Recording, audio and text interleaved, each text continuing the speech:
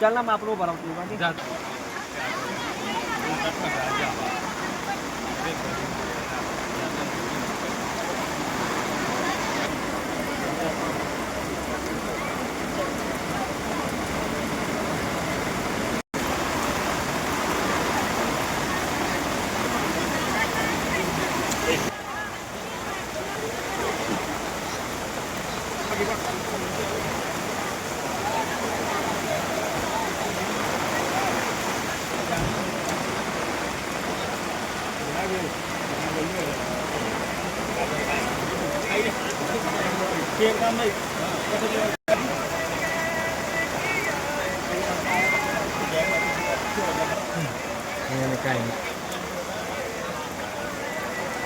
काय या दोघांनी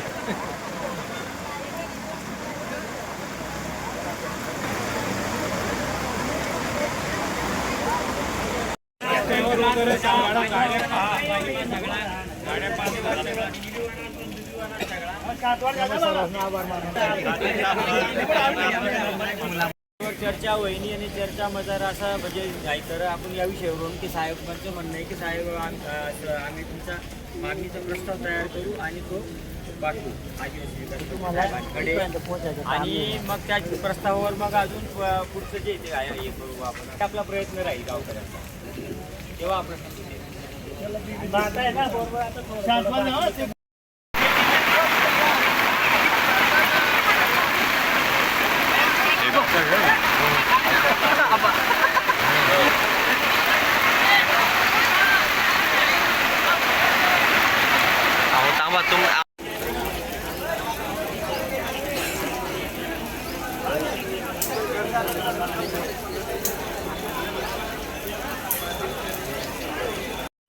आम्ही खामगाव ते मुंबई पायी जाणार होतो कारण आमचा पुनर्वसनाचा विषय होता.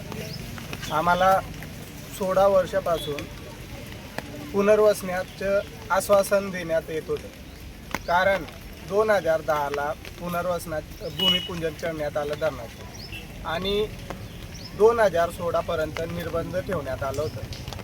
2016पर्यंत 6 वर्ष निर्बंध ठेवण्यात आलं होतं.